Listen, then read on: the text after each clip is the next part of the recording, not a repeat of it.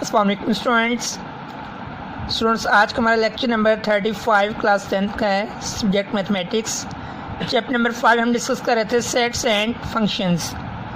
आज का हमारा टॉपिक है ordered pairs and Cartesian product.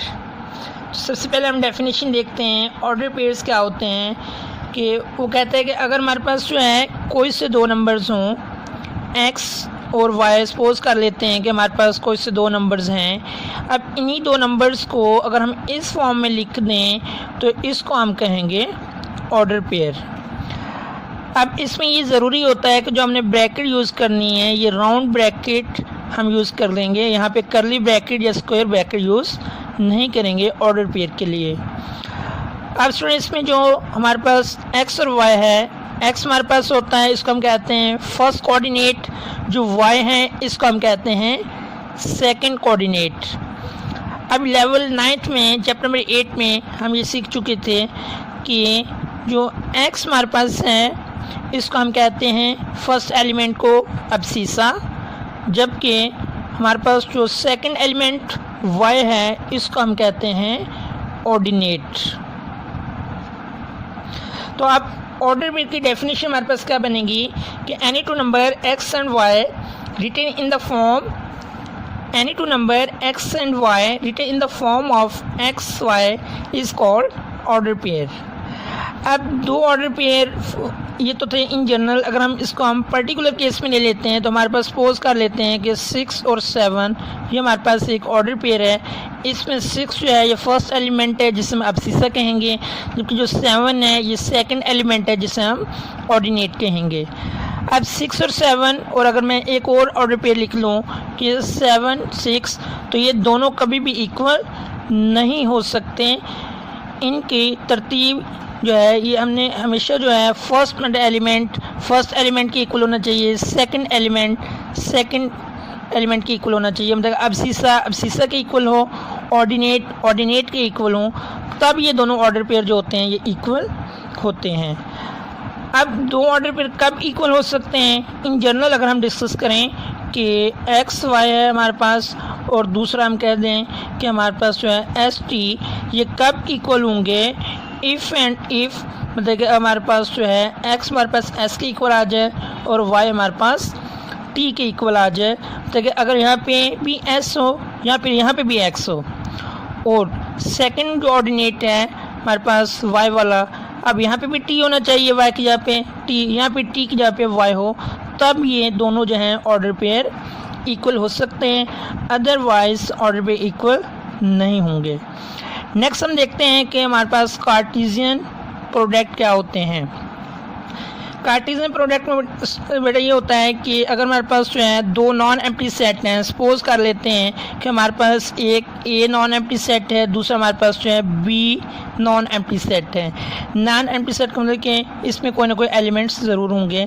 तब हम जो है इसका अगर हम क्रॉस प्रोडक्ट ले लें, मतलब ए क्रॉस बी, तो इसको हम कहेंगे कार्टेशियन प्रोडक्ट, जबकि इसके एलिमेंट्स जो होंगे वो तमाम के तमाम हम ऑर्डर पेयर में राइट करेंगे जो इस फॉर्म में होंगे हमारे पास।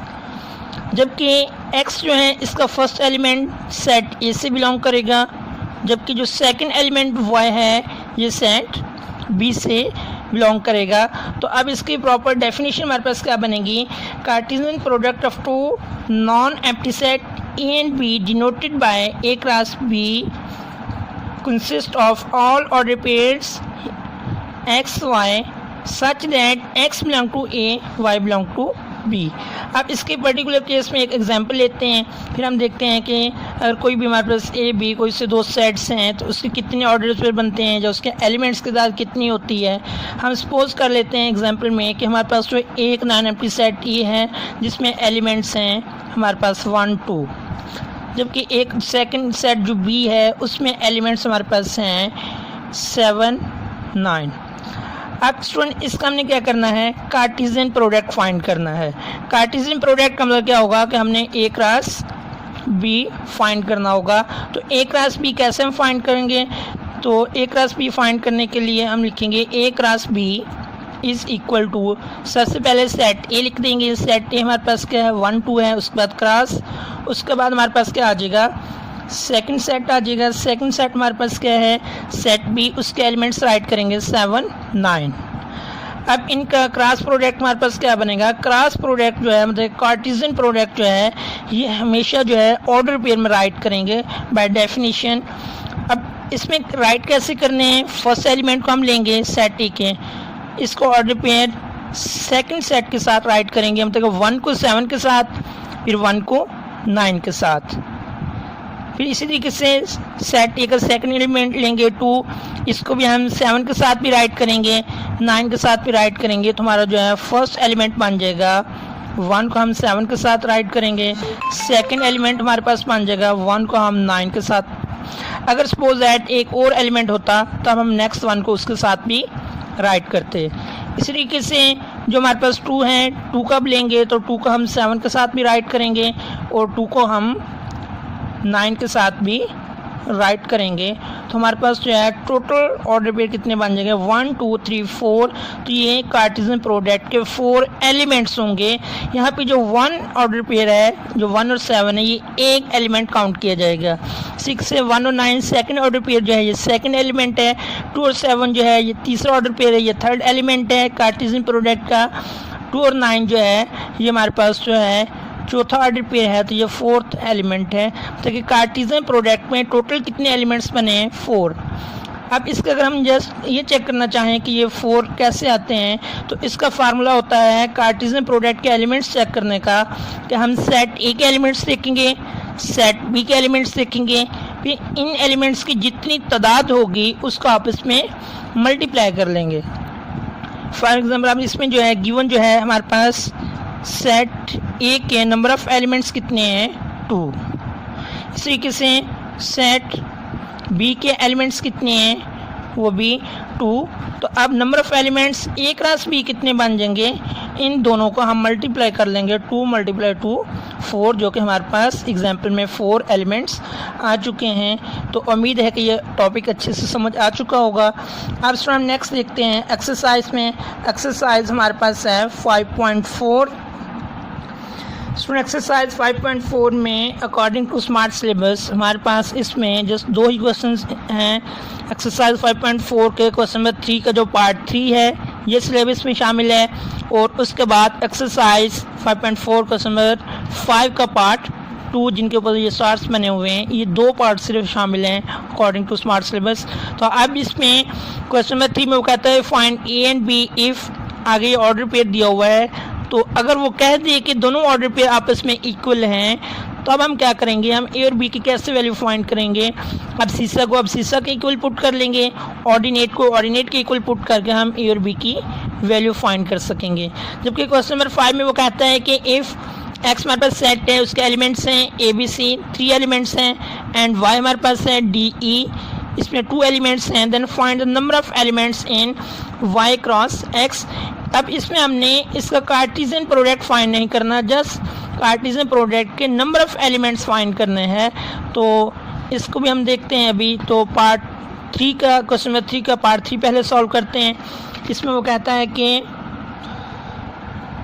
अब इसको हम सॉल्व करते हैं। सॉल्व करने में ये हमारे पास पार्ट 3 था, तो फर्स्ट एलिमेंट को मतलब फर्स्ट कोऑर्डिनेट के इक्वल पुट कर लेंगे।